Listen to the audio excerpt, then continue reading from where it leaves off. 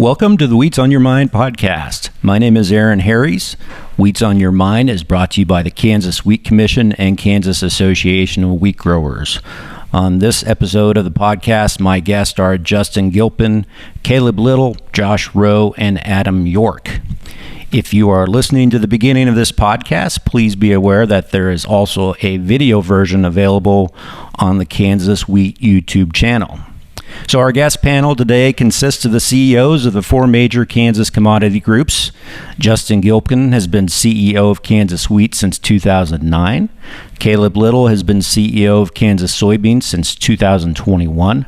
Josh Rowe has been the CEO of Kansas Corn since 2023. And Adam York was named the CEO of Kansas Sorghum in 2024.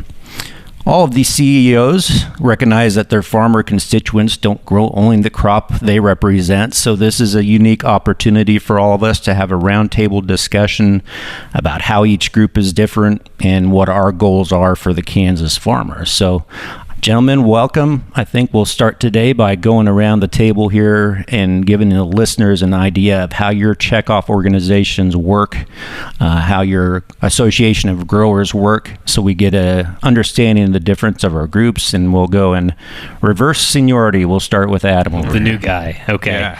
Well, thanks, Aaron, and thanks to Kansas Wheat for having us on. As you said it, I was thinking it back to the Kansas farmer and for the crop groups around the table. All four of us, for a state like Kansas, the diversification out there is really heightened comparatively to other states, and I think this is a great grouping of good individuals, good expertise. On the checkoff, you started with kind of a complicated one. Sorghum checkoff started out in the state of Kansas under the state legislature in 1976 with a dedicated commission, a dedicated fixed price checkoff, but then going forward to 2008 under the Federal Commodity Promotion Research and Information Act in 1996, Congress gave USDA at the national level the authority to essentially order checkoffs into an existence. And then in 2008, the sorghum industry by petition with the National Sorghum Producers Association and the Kansas Sorghum Producers Association, all the state associations, to create the sorghum checkoff, what we know today as the United Sorghum Checkoff Program. So talking about the Kansas Grain Sorghum Commission really comes hand in hand with talking about the United Sorghum Checkoff Program. Kansas is the largest sorghum state in the nation. About half of the revenues from the United Sorghum Checkoff Program are those assessments in Kansas. And then the Kansas Grain Sorghum Commission, the growers of 9 that represent the different geographies across the state, then administer a pass-back revenue line each year of assessments that were collected in the state in arrears, essentially. So that makes planning from the commission's standpoint relatively simple, and we know what the year ahead is going to look like based on production and potential markets or current markets. And then really we, by August, have a figure based on USDA reports, what we expect to have as far as what can be reinvested back into the promotion research or market development in the crop for the next fiscal year. So that's it in a nutshell. 2 layers, state and federal, but we work very closely with our national checkoff partners from the Kansas Grain Sorghum Commission and the farmers who make up those elected seats. All right, really good summary. Josh. Yeah, so kind of switching things to something more similar than the Wheat Commission. Kansas Corn Commission is it's a state checkoff program through there. Our checkoff rate, it's a fixed rate. It's 1 penny per bushel that all first purchasers, not only in the state of Kansas, but outside of the state, collect that checkoff on. We have, like the others, we have 9 farmer-elected Kansas corn commissioners that for the 9 crop reporting districts around the area. And so kind of that major focus is kind of market development and research, and then our seed to stem education program, kind of the major buckets of the commission. On the association front, it's in state law. You cannot use any checkoff funds for lobbying, any type of political advocacy work through there. And so that's the birth of the association. We have a bit over 1,000 dues-paying members to that, and that is kind of a lot more of our advocacy work comes out of that bucket through there. Yeah, and so I'd say soybeans probably most similar to sorghum sitting at this table where we had a state soybean checkoff prior to the national checkoff passing. The good news is that among all of our commodities, the what can checkoff do and what can checkoff not do are the same. So no lobbying work, no government affairs work at the state or national level with those checkoff dollars. So that's where your Soybean Association comes in on that side of things. The mechanisms are just a little bit different on the soybean checkoff side. Again, since we're a national checkoff program, half of 1% of the net market value when soybeans are sold for the first time, and only that first point of sale. So 0.5%. So I think, and in my opinion, and talking to a lot of our grower leaders, that percentage was pretty thoughtful. When times are good, revenue collections on the checkoff side are a little higher, and you can have a little bit more robust programming there. But also when commodity prices are down, farmers aren't paying as much, on that checkoff. So it's kind of scalable with the markets, and essentially incentivizes the checkoff to do well, right? Build markets, increase value for farmers, be able to do bigger, better programs. So from the soybean side, same types of things on the checkoff programs: market development, outreach, education, research, development, those types of things. Okay. Well, for wheat, Aaron, you and I tell this story a lot, but it's a good story to tell. So we try to go back to the beginning and the genesis of our Kansas Association Wheat Growers leaders that actually went to the state legislature in the 1950s. And you think about that time frame, it was right after World War II, a lot of reconstruction efforts going on in Europe, and our grower leaders, Herb Clutter was one of the major ones from Southwest Kansas, went to the state legislature, and collectively they wanted to think of a mechanism, a way that our farmers could promote our product across the state. So it was in 1957 when the Kansas State Legislature passed the Kansas Wheat Act that established the Kansas Wheat Commission that has evolved to the Kansas Commodity Commission that set up a similar structure with grower leaders that are now elected across the crop reporting districts that serve on the wheat commissions on the commissions to be our leaders. Now our association side, that's been around going on to over 70 years now, that is still a membership based board of directors that are elected across the state, and fortunately with wheat, we've gone to a structure where we have a memorandum of understanding where we have two separate organizations, two separate boards, but we try to work closer together through the cooperative agreement between the commission and the association, where it puts us in a situation where our grower leaders, we can have joint meetings several times a year, two separate boards, but when there's common interests, common goals, they make sure we're aligned on specific interest, and that's worked out really, really well and efficient from our side. And like you said, when you open this up, so many of those leaders that we deal with, whether it's in soybeans, corn, sorghum, or wheat, we're very fortunate in Kansas where our cropping systems, our farmers are very diversified, growing multiple crops, and it's very in their best interest from the soils and cropping and pest management, having those cropping rotations. So it's really important that our associations or commodity partners are working together, whether it's research, market and promotion, or advocacy on those fronts, because we're dealing with representing the same farmer, and especially at a time like we're going through right now, where there's just so much attention on the ag economy. It's that much more important that our commodity groups are working together to try to work through these challenges that we're going through from a ag economy standpoint, and try to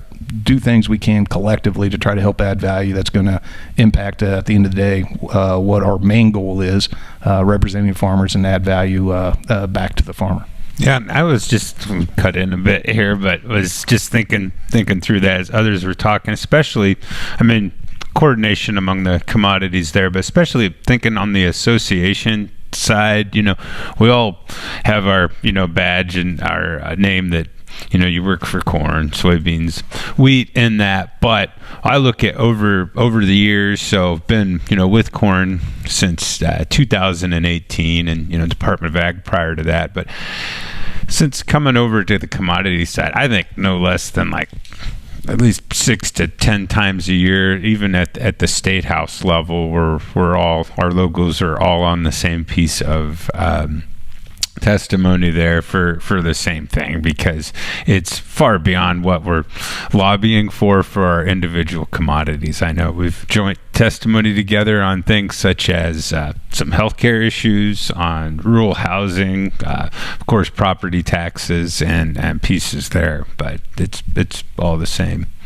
Adam, you used to work in the legislative arena, so you've had the perspective of observing all these different commodity groups from that perspective. And so, just to build on what Josh just said, are there character differences between the groups, and what are the similarities? No, when we so speaking back to that history, I'd worked in Congress in the Kansas delegation since 2013, right after graduating K-State. Went out to D.C. on an internship and stayed out there for a number of years and worked up the congressional staff ladder. But that was an opportunity where those congressional staffers, speaking from the association side, are covering a lot. They go into the office, they don't know what they're going to be reacting to that day or that hour, but it was a real treat to get any Kansan in the office, especially if they were coming from a crop group, a crop association that family members had been involved with. As a farm kid in Western Kansas myself, to see the crops coming in that day was a breath of fresh air, in a lot of respects, because you go in the office on a morning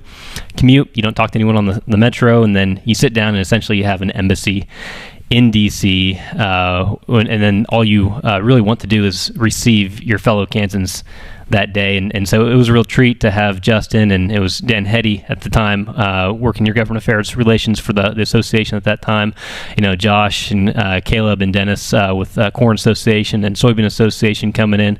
So it was a real treat to get to hear with you. Kept us grounded as staff in DC about what y'all were doing on back in the fields and seeing and needing. But on the other side, now that I am sitting at this table, I got to work with you all really and understand how to run the association space in the state, how to talk crops with farmers. And so when we think about what those associations are able to do, where the checkoff dollars can't really can impress firmly enough the amount of impact that those voices have in DC and then back in the field.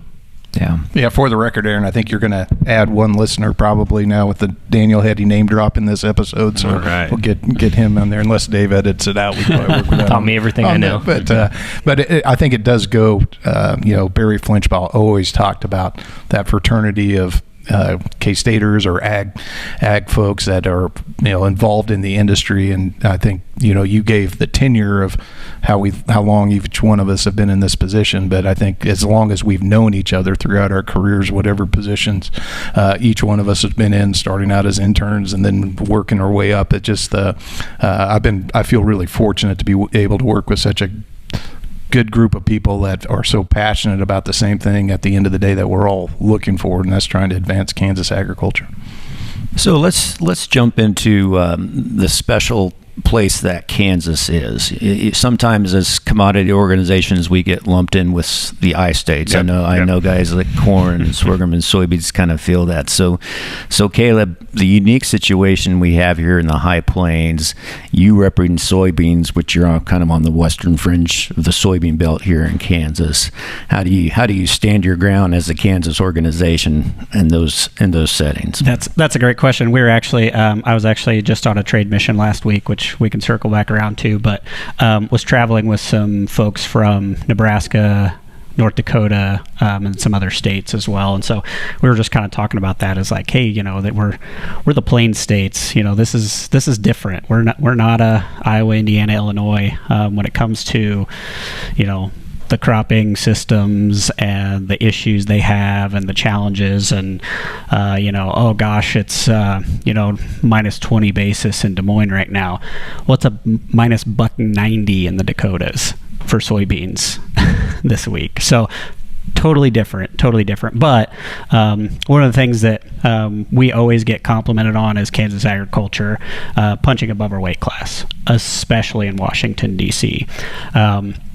We're fortunate that when we go into those Hill offices, we're meeting with people who we've had Barry Flinchbaugh's class with. We're meeting with people who is a cousin of somebody we know, or somebody who grew up in a hometown, 2 towns over from us, that know the issues and they understand the rural areas and they understand Kansas and they understand agriculture and how important agriculture is.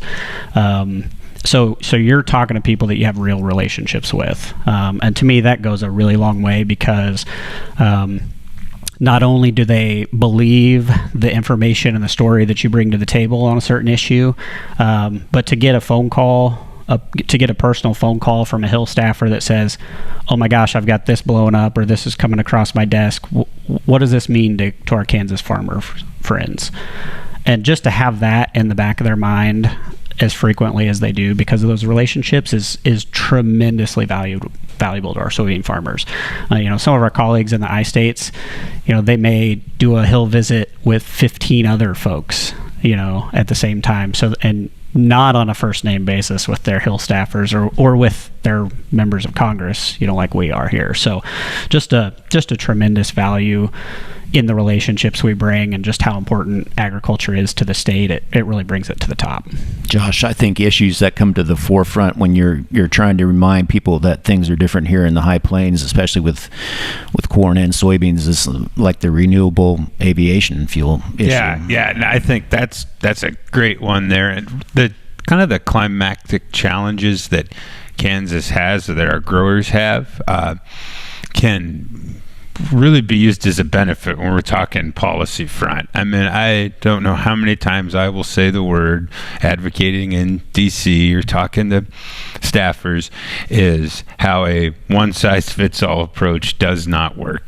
Just because you're hearing this is going to work in the I-States doesn't necessarily mean that it's gonna work at all. Pick kind of one of all of our favorite issues, or something that's always up there, tends to be the darling of the conservationists now, are cover crops, right? And talking about different cover crops, being requirements for this program, or if you want to get this amount of cost share through there. One of my favorite things to say in Kansas is, we've been planting over 7 million acres of a crop that grows all winter long. Have you ever tried wheat, right? And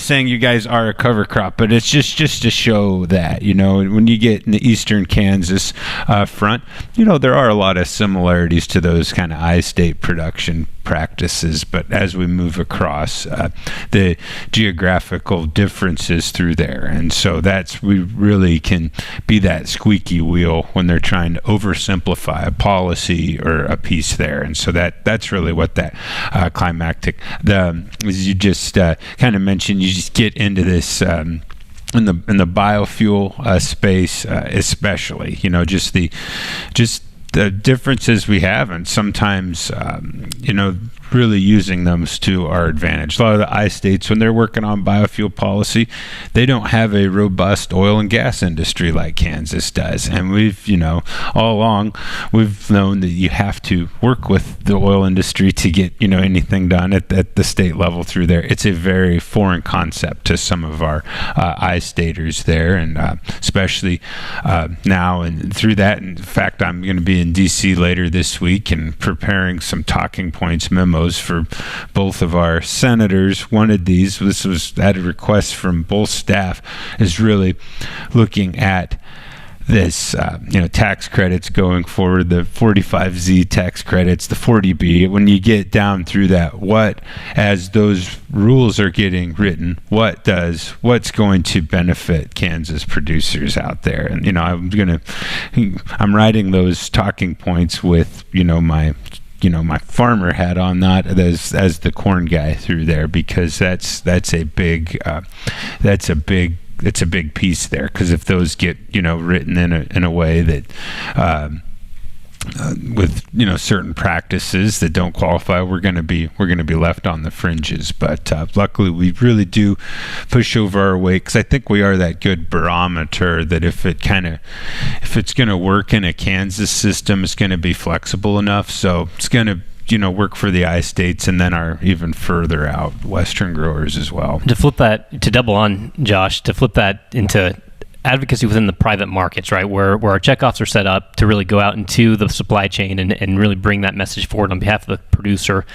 That had a role working at our national checkoff last couple of years as sustainability director, and when sustainability was an increasing buzzword over the first half of this decade, and it was really eye-opening to hear some of those civil society groups that want to put out some of these practices as though it were a one-size-fits-all national coast-to-coast option for farmers. And the question mark was, why aren't farmers just doing that? But then the roles, I think, for many of us and going and talking with those, they are partners in a big way, but certainly differentiated segments along the supply chain, is to say, well, it's great that you have this menu here, but let's template that back to what is actually possible on the Kansas farm, and then cross off this, and this, because ultimately at the end of the day, it's just not feasible. So if you're going to be going to the farm first and foremost, and my job was sort of in that gray area between farmer and essentially the good society groups, and say and talk back to one another about what I was working on with either one.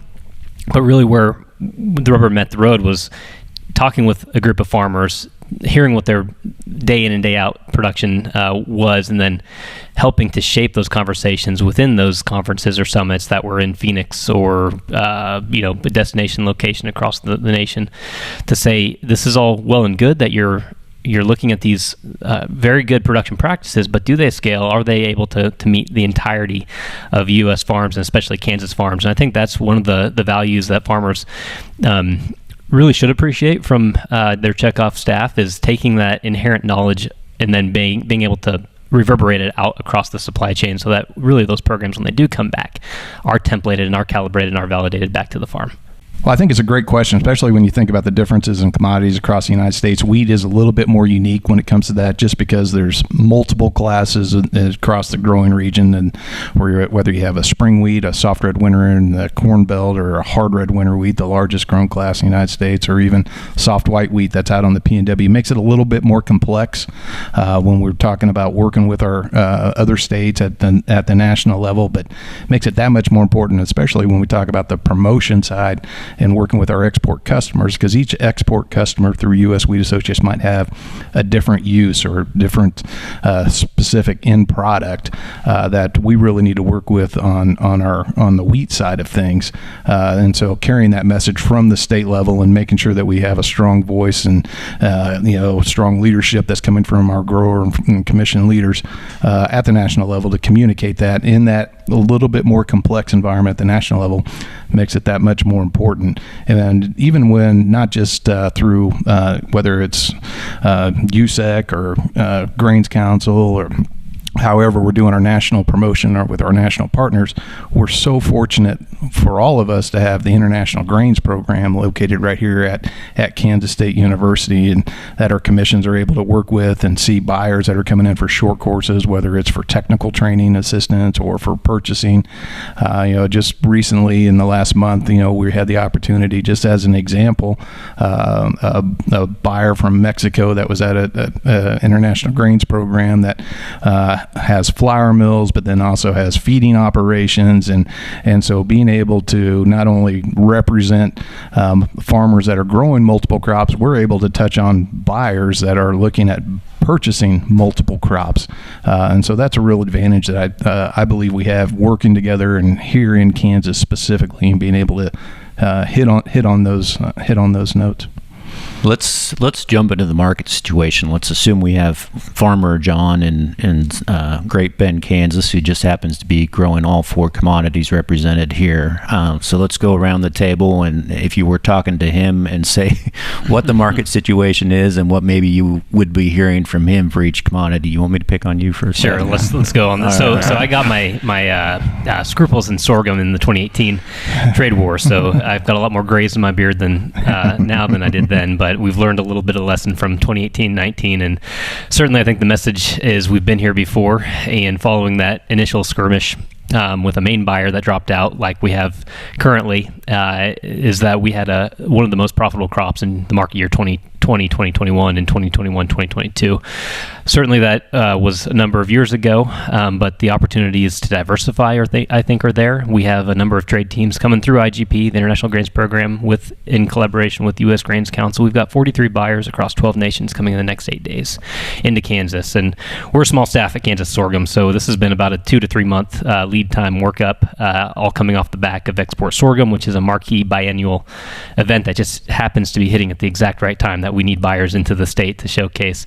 They'll see grain sorghum, they also see corn, they'll see soybeans, but specifically for grain sorghum, we have had over the last decade now, since about 2014, through the work of the sorghum checkoff, unlocking premium markets at a tier that stands alone in China. And certainly with the geopolitical tensions, that market has closed off over the last 9 months. But every issuance of essentially positive feedback between the two nations is essentially a ray of optimism that I think we can see. But at the same time, I think we've been preparing for a couple of years at least for this potential where we could be at with an incredible crop coming off. 10 million metric tons is the sorghum production in trade terms, about half of that in Kansas, and essentially that 5 million metric tons is typically what gets exported year out. And I think this last market year that just closed a couple weeks ago, we only had about 1.7 million metric tons. So it's certainly down about 80% of where we were expected when farmers planted old crop last year. With this new crop coming off, phenomenal rains across the state, phenomenal production, elite genetics powered by the sorghum checkoff, really good yields coming out. We've got to find homes for it ASAP. In the next, I think we got to move 200 million bushels in the next 150 days. So those nations coming in, we do have China coming into western Kansas, where they're going to be seeing a phenomenal crop where that dynamic could turn on a dime.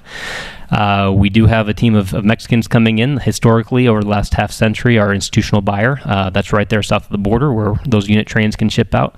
But we also have Vietnam, which is an exciting new market potential, and their catfish feeding and some of the trials that the sorghum checkoff has done on aquaculture right here at K-State with Industry and Grain Science Department PIs leading that charge.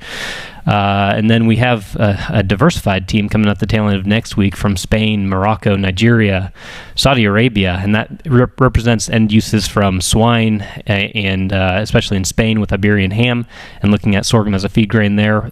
Spain specifically has come in this last marketing year with about 230 metric tons of grain sorghum, and that's meaningful. Anything over 100,000 metric tons is meaningful, and so that's where I would send that ray of optimism back to the farmer listening in central Kansas that grows all of our crops, but really from border to border in the state, we'll have close to 50 buyers coming in to showcase a quality product.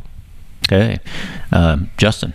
Well, that's a great story, and I know we're all paying attention to that, to the number of buyers that are going to be coming through. I know some of our farmers are going to be participating in some of those meetings, and pretty excited, and knowing the challenges that we're seeing at the cash price level, not just for wheat, but for all of our commodities right now. It's one of the challenging times where we have the low cash prices with still elevated input prices, and that's it's really gotten a heightened sense of awareness with some of the national publications and articles and that have come out just within the last 7 days. That's getting a lot of attention, and so we're really focused on trying to drive that market component, right? Developing markets and getting those markets isn't going to be the silver bullet that's going to solve our issues, but it can be one of those that we can try to influence to try to help us get out of this situation that we're in right now. We are seeing that from a trade team perspective, and seeing that international demand. Wheat's a little bit more unique in the fact that 90% of our export business is spread out over 20 different countries, and so we haven't been as directly impacted on the wheat front with the China retaliatory tariffs and that situation, how they're kind of leveraging agriculture back on the administration, it feels like, clearly. But we did have a East African trade team that was in last week, and we did a farm visit, and They were able to purchase some hard red winter wheat while they're on the trip, and so that was great to see. But those are just the things we got to keep grinding on that, getting our bushels and moving them, and how important those export markets are, and developing those relationships. Because as we talked about a week ago, the export market development game, it's a long play, right? I mean, we need things to happen in the next 120 days, but we need those things to be established and be consistent for our farmers over the next 5 to 7 years. And so we're pretty excited about, on the wheat front, seeing some of the memorandums of understanding that have been signed. I know you've talked about on your podcast several times, Aaron, with Indonesia and Bangladesh and Vietnam, and potentially something coming with South Korea. I mean, those are all the types of agreements that we need in place to make sure that we have commitments for our farmers, that we have bushels to go to, because of that export market is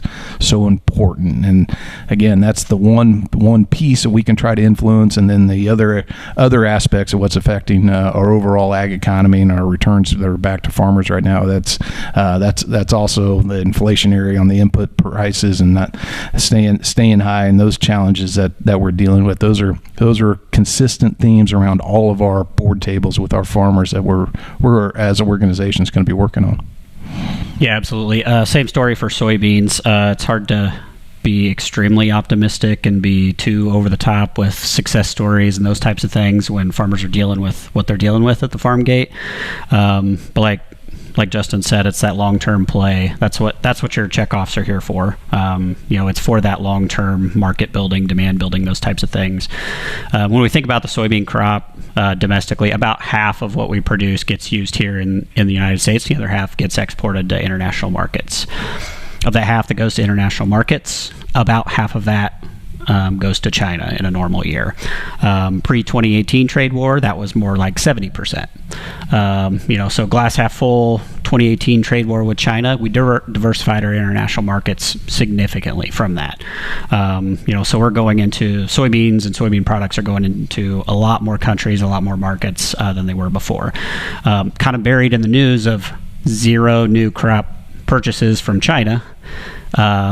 Buried in that news is all other destinations are actually up this year for soybean exports. So again, it's a good story from the checkoff side because of that market development work. However, obviously, half your crop sitting unpurchased is going to have more an effect than the other side of it. But so we think about that. We also think last year was record year for biofuels production in the United States, and we're seeing that actually drive new soybean processing. Almost 30% expansion in soy crush in the United States over the last couple of years here, and especially kind of that western corn belt. So, Bartlett and Cherryvale, the Goodland Schooler plant here in Kansas. So significant market drivers and value add for our soybean producers here in the state. So, 30% new crush in the state. The idea behind that should add some basis. That should help our local farmers quite a bit, increase some local demand at the same time as we're diversifying those international markets. So the hope is that on the back side of this, when we come out of the current market space that we're in, that we're going to be even better positioned for our soybean producers coming out of that.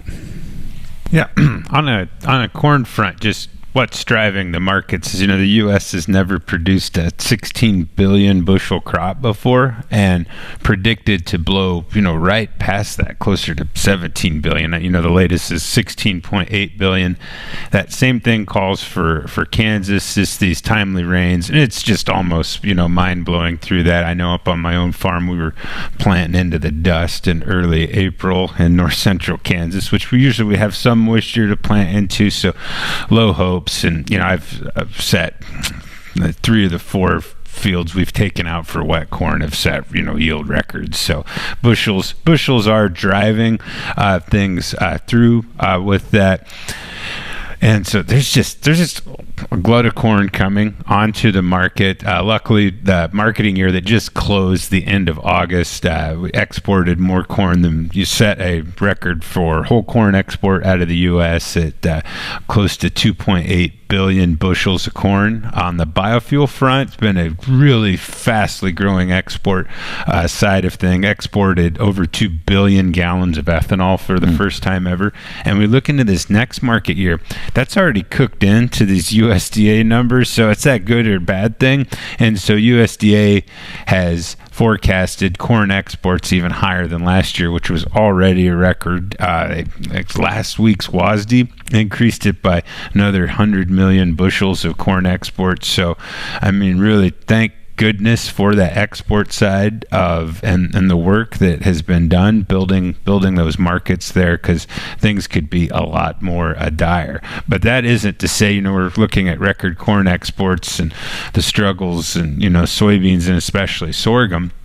That all plays into things. When that sorghum is not moving to China and it's getting piled in western Kansas, being utilized by those end users, it impacts basis there. And then even in other states, I tell my counterparts in other states, Nebraska and especially Iowa, they've gotten pretty used to sending unit trains of corn into western Kansas, for the better basis play. And I'm like, I don't think they're going to need it this year, unless some things move. So it's all through there. As Caleb mentioned, domestic ethanol production just continues to be a strong point. We're up year over year. We're not, Americans, we're not back to pre-COVID levels for domestic demand, but that export market has filled it in.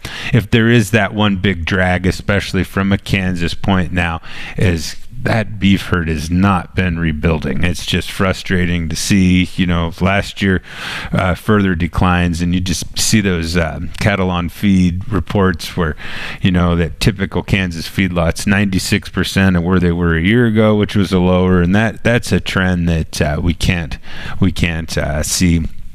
Back to that, looking at those, just what I look at in the future for markets, I think a country that's in the news nationally kind of for the wrong reasons. Another one mentions India, because I see huge potential for all four of our commodities here. I know they've been impossible to work with on the wheat side. You guys have had your issues there. They absolutely won't take whole corn or soybeans because of GM issues through there. I think sorghum's 50% tariff and some phytosanitary issues. Sorghum's it's there, and I've been told contacts USTR that every one of those potential trade deals, as it's hit the president's desk, nothing's been signed due to extraneous issues. Has included sorghum. It has included soybean meal and DDGs, so it's there. It's that close. Kansas Corn Commission is invested in a big way through the U.S. Grains Council. We're the kind of primary sponsor of an office. The Grains Council stood up to have some in-country people through there, and the investment they made just right kind of during that COVID era through that. It's a long-term plan on these export markets. Most populous country in the world right now, but it's certainly complicated with multiple issues. That does bring up a headline that I did see last week that with India's neighbor, with Pakistan, with a recent announcement, I believe was commercial business with sorghum due to some recent flooding, their needs for commodities. There was a recent I think it was a commercial purchase. I don't think it was food aid, but might lead into a food aid discussion if we wanted to touch on it. But I don't know. Could you tell us a little bit more about? I heard Amy France, one of your leaders. She does a really good job. I heard her speaking about it on I think it was on the radio or a podcast. But I heard her talking about the situation and markets, and you're fortunate to have that good leadership on those things. But specifically on that Pakistan, I don't know if you could enlighten us a little bit about that. That one was surprising. I think we'll take it, but I don't have any more details other than that. But on the India thing, Pakistan, India, that really southern Asia region certainly is a pivot for U.S. grain sorghum exports. Again, half of it going out to exports. Most of that going to China. presents an opportunity here where we will see some diversification in grain sorghum bushels moving.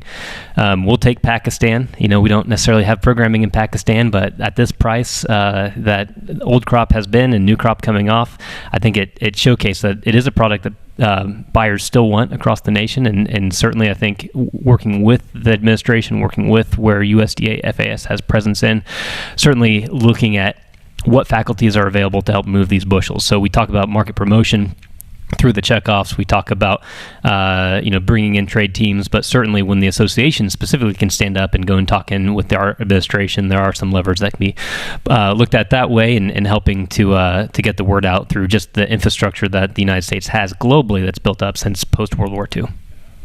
Well, Justin, you teed it up, the food aid market.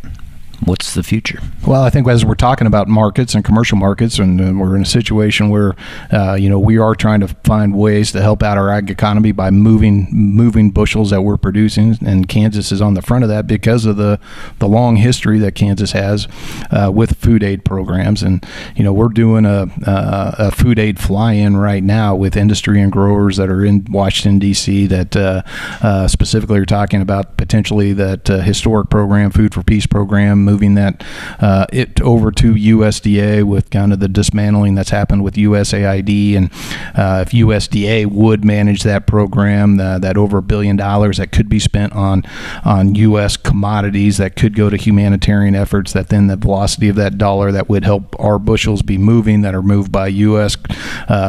out of U.S. communities and U.S. handlers, U.S. exporters. So there's it's a good expense of that taxpayer dollars to help those that are in need. And so that it's really a forefront that we talk about on how all of our commodities can participate in that. And with this administration wanting to kind of reshape what humanitarian programs look like and what that overseas engagement with those that are food insecure, I think it's really important that there's things we probably don't even have to reinvent. And if we look at whether it's concessional sales through Title I programs that have gone away for a long time, and if currency and is such a big issue right now that that could be a program that's already on the books that we might be able to revisit and to look at on how we might be able to participate on some of those Title I programs that haven't been utilized for a long time in a way of getting some of our commodities to be able to move into humanitarian assistance and help build on how that the current administration wants to reshape how those programs work, and thinking, what's going to make America a safer, more prosperous type situation and more secure. Certainly food aid and humanitarian assistance play a key part in that. Back on domestic policy, the big, beautiful farm bill, whatever you want to call that was passed, does have some benefit in it for farmers, improvement, reference prices, insurance premiums, things like that, but not until 2026. What can the administration do in the short term bridge that gap? It's an interesting thing, and our number one mantra is, our producers, and I think all of our members would agree to this. It's more about markets than aid, right? Whether that be domestic or that, just get the government out of the way. Let us, let us farm would be kind of the mantra through there. But we're seeing it always seems to be our kind of all of our southern counterparts or whatever have been, I think, hard at work for another disaster type set of payments that coming towards the end of the year is what I hear. Yeah, definitely the conversation from our side as well, where it's they would much rather have the markets and much do it that way. However, if a trade package or if an aid package is going to help get a certain percentage of producers to the next year, that's certainly going to be necessary. So there's conversation around it in DC. So watching it close, heard on the radio on the drive over, unfortunately, talk about skinny farm bill.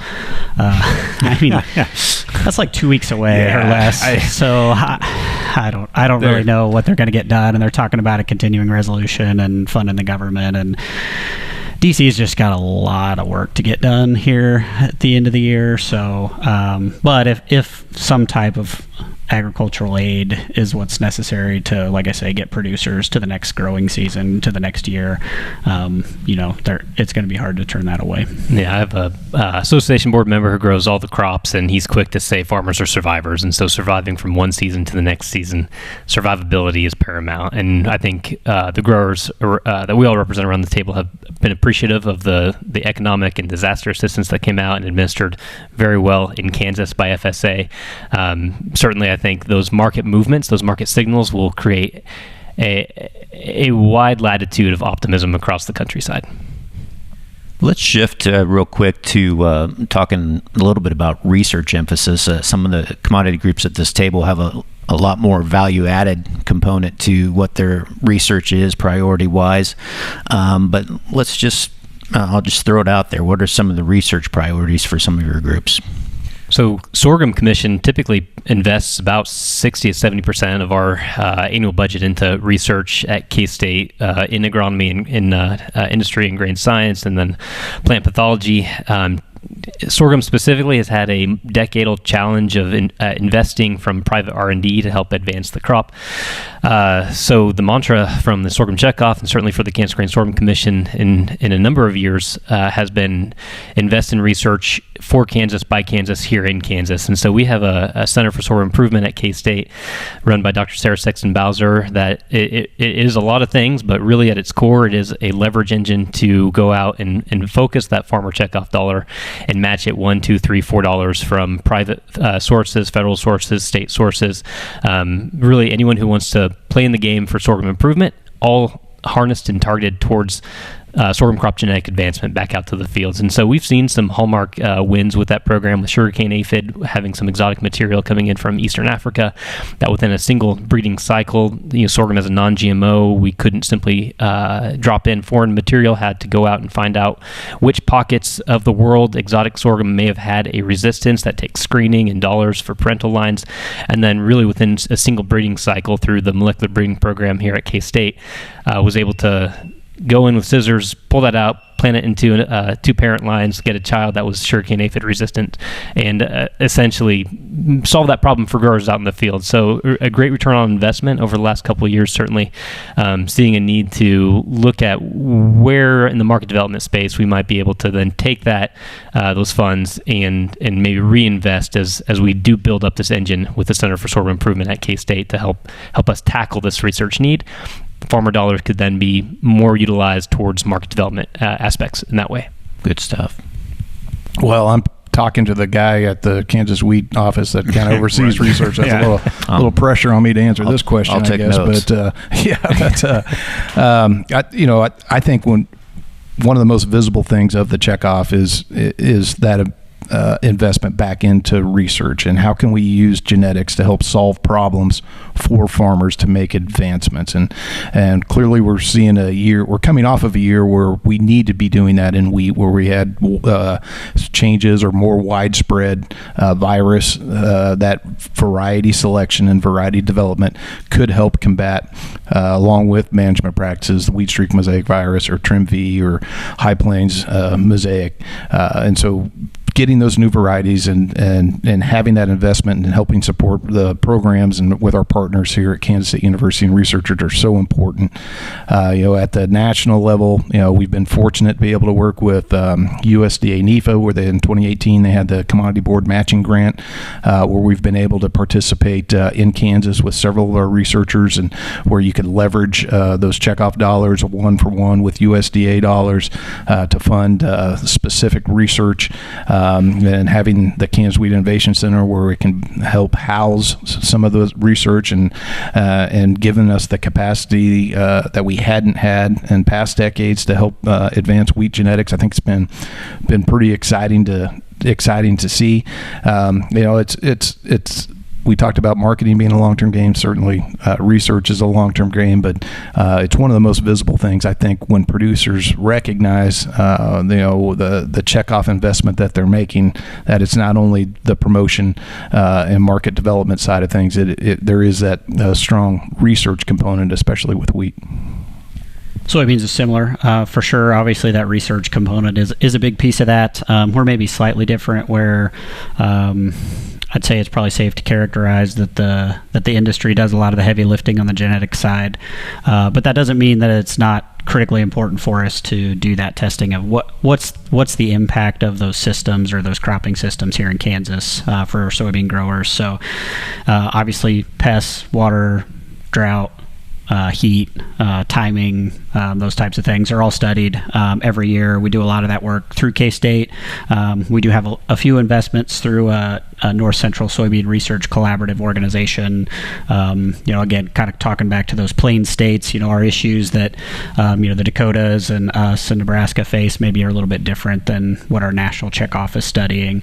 But also our growers really took the opportunity to kind of lean into the building initiative here at K-State. So that Ag Innovation Initiative in the early days, really our board saw the value in that we have really great human capital here at K-State and really good technical ability, but the facilities were severely lacking, probably across all the ag departments, but especially in the agronomy space.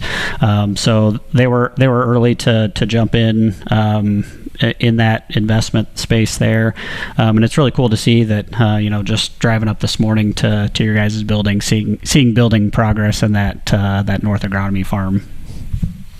Yeah, through that, I think similar to soybeans, a lot of all that, the genetics, all that development, it's done by industry. Actually, before, even I was with corn, our commission had kind of started that switch from research funding, maybe less of that traditional production research that we think of, and more of that switch towards the kind of the market development, that value added side of that, and continuing to go. I have 2 staff members up at an Ag Bio Innovations conference in Omaha right now as we speak. They're just kind of looking not only on that research side, but kind of dipping our toes a bit into more of that investment. Some of those startup companies that are, many steps beyond the research. That research is the long game, but some of those companies that are ready to scale now, we're not making individual investments as Kansas Corn, but groups of states getting together to kind of share that risk through there. But that that doesn't say we've been really responsive on kind of needed in-state research. Had to really ramp up the last 2 seasons with some newer corn pests, particularly corn stunt, tar spot, just name that had came through there, and getting some resources in a pretty expedited manner to K-State to come up with some deficiencies that they had in this space. So we're getting the best information out there and in front of things. But it really has been a market shift, because just as producers have been kind of under that attitude, especially our commissioners, is the crop's there, the corn pile's growing, do something to get rid of it through there. And this isn't meant for a dig at K-State any, but as we're sitting now, since January, we've not had a row crop production specialist in our Department of Agronomy, which is pretty, and I don't know if we're sitting here a year from now if we will have one. There's a lot of holes missing, a lot of interims happen in K-State's Department of Ag, and so I guess luckily for a lot of that other research is happening beyond where we're sitting at now, because it'd be pretty dire if we were depending solely on K-State crop production research now, and especially corn and soybean side. And I think just to kind of add on to that too, the one of the things that our associations and our checkoffs both, so the checkoffs are investing in that direct research, but we get the question all the time from the farmers of like, hey, what's coming down the pipeline at the big companies? Well, having a relationship with them from the association side actually gives us a little bit of a view into that. Maybe not perfect, but it can also give us the voice to say, we know you guys are doing this. Please partner with our local land grants so that they're not in the dark, and so that they can be, because one of the biggest criticisms that the universities get on the agronomy side, and in my opinion on the research side, is, well, you're studying something we already know the answer to, right? Well, how do they get out of that box? It's having those contacts at the companies, actually having those conversations with them so that they're not studying something that the company or your local seed guy already knows the answer to, but hasn't told anybody, right? So that's where that research and extension piece, and especially the extension side, in my opinion, can really go a long way. And thankfully, all the folks sitting around this table have an ear and have an audience with those seed groups to say, hey, look, guys, make sure you're getting this out to the farmer, not just to your customers. Yeah, duplication of effort can't happen.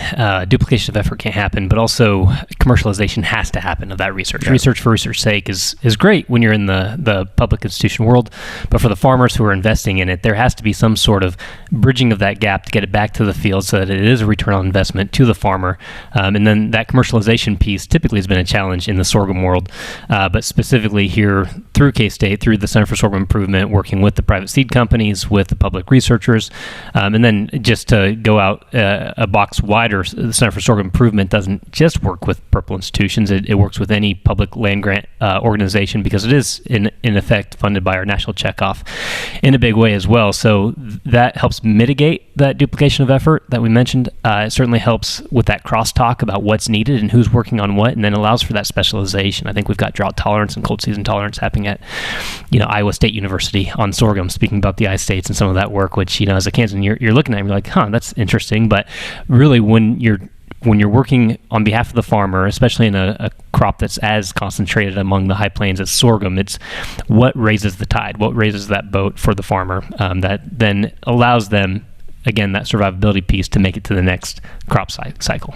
Right. And so I think Josh brought up a really good point about how it is an important time to use our organizations and our leaderships as K-State's going through some leadership transition and evolution with how research and extension may be working in the future versus how they have in the past. I think it's really important that especially our representation from Western Kansas and making sure that we're providing that input and what's going to be important to our ag stakeholders going forward. And because there are certainly issues about trying to do whether it's something novel in markets and trying to add value, but then as a state, some bigger issues that I think we need to make sure that our research is aligned in the cropping systems and water issues and pest management, that it's going to be really important that we have an actively engaged research and extension for our growers here in Kansas. That's a nice segue to the last question I was going to toss out there, Justin, and anyone can take this. How did these commodity groups work together to get a seat at the table regarding the water issue in Kansas? Well, I think I would say first and foremost, I think our commodity groups have done a nice job in being, and Josh has a long history with working with kind of on policy efforts and management efforts and trying to raise awareness of the challenges that we potentially face as a state, not just in agriculture, but through our communities and industries with the water issue. I think it's going to be that much more important as we go forward. As you said, how do we work together in cropping systems and how that's going to impact it, how it's going to impact our industries, and make sure that we're doing it in a meaningful way that's not going to be completely disruptive to the economies that are out there right now. But what would be most disruptive to the economies and communities is the depletion of that water. So I would say that to my colleagues here, I think they've been very active and engaged on that front, but it's going to extremely be more important clearly in the immediate future. Yeah, I fully agree. Through that, just kind of that engagement, and it just goes back to, I use these words before, use them too much, kind of that one size fits all approach, because Kansas is prime example of that some policy that is just meant to you hear not to get down in the weeds too much, I hear thrown around Topeka every session, and you got to tamp it down. Well, farmers need to remove end guns on all their pivots. You know what I mean? It's like that's like kind of this silver bullet. It's going to do it, and that's got some benefits because there is some inefficiencies. I'm an irrigator myself with that end gun. If you're in a very constrained water system, absolutely, that is a really good use of your water. Got to look. We irrigate across the state. It gets a lot less as you go to the east coast, the east side of Kansas through that, but that is something that when you're in a system when there's plenty of water, there's not the water depletion through that, hindering that farmer is going to do a lot more harm than good. And then also when you just, Aaron, your question was the water issue, which we kind of automatically, you go to water quantity in western Kansas, but water quality issues, you can be a couple of one or two bad storm systems, some bad runoff things, or you could have just as many restrictions placed on our farmers on production practices due to water quality. So that really is, we're almost stretched too thin because we have all of the water problems, it seems, in Kansas in a typical year. Yeah, it's an ongoing conversation, I think, from the associations interacting with the policymakers, interacting with state agency to showcase, again, that ground truth. I'll go back to the comments I said at the beginning of the hour, working formally at the federal level as congressional staff to understand what is feasible on the ground and what is happening out there in the fields. And fortunately, here in 2025, no one's talking about drought. Looking at the drought monitor, Kansas is nice and well saturated. But certainly these conversations do come up again, and that's where the organizations really do pull together.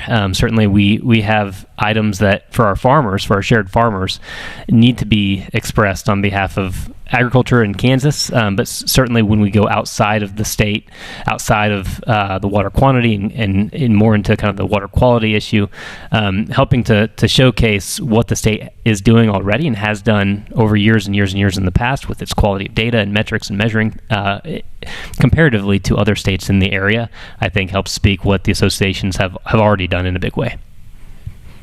Gentlemen, thank you. It's been a great discussion. We ought to do it again sometime, and I'm sure we will. So thank you to Justin Gilpin, Josh Rowe, Caleb Little, and Adam York for being guests on this episode. If you have a topic you'd like us to cover in the future or have a question for one of our guests, please email us at kswheat@kswheat.com. And you can find previous episodes of Wheats on Your Mind at wheatsonyourmind.com or Apple and Spotify. Thanks for joining us.